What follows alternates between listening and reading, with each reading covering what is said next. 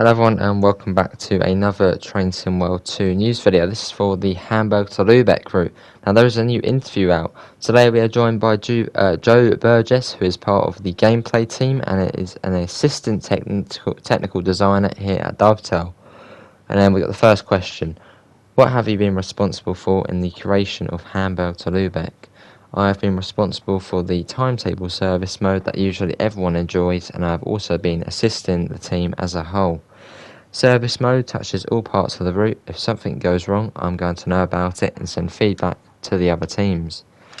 What considerations did you have to think about when creating this service? There are 252 services running the route, and only 202 you can actually play, and 50 AI. 50 trains AI? So what are they, like freight fast services or fast passenger services? That's a bit, don't know how that's going to work.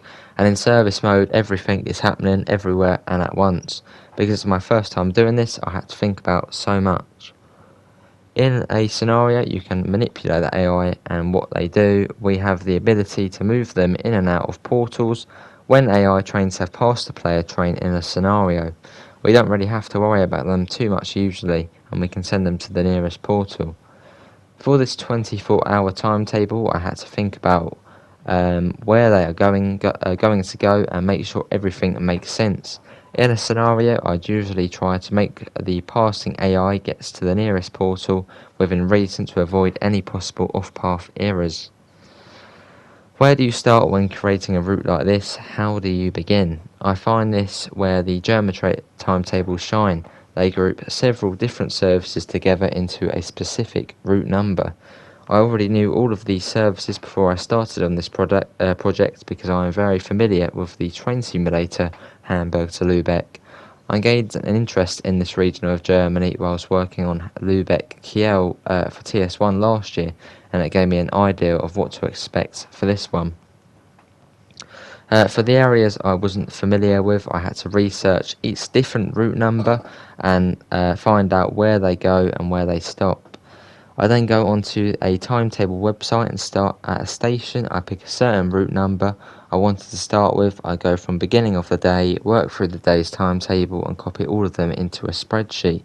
Once everything is written down, we got to the really hard part. It's what we call an outline. If we think about a service from Hamburg to Lübeck, it takes an hour roughly. One train leaving at 12 p.m. That same train set is not the one that does the 1 o'clock because it can't get back to Hamburg in time. We have to figure out where that train goes next and what service follows. Timings and journey duration in this paragraph were made up purely. Okay, that was a made up example. That was. Once we have this outline, we use it to implement it into the timetable mode. We start with a formation and then add the services onto that. There's only 10 passenger formations for the 112s and a few more for the freight trains. Each 112 formation has on average about 20 services each, so that's around 1 an hour then, obviously excluding sort of late night and early morning. What have been some highlights from working on this route? I like the area and I like the route, and I was really glad to be able to make this timetable because I enjoy what the services do. What made me smile the most is in Hamburg. I had been planning this timetable for weeks before I got to see it actually come to life. What I was seeing is that I had programmed 2 trains to be in the platform at the same time, which is really cool because that's of course what they really do at Hamburg.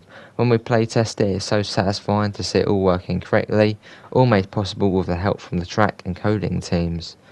One of the things I like about the included stock is that nearly every service that operates the line is representable without the need of layers.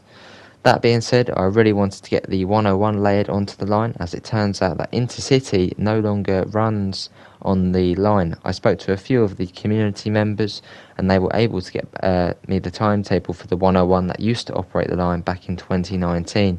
So that's the additional 2 services which we'll be getting.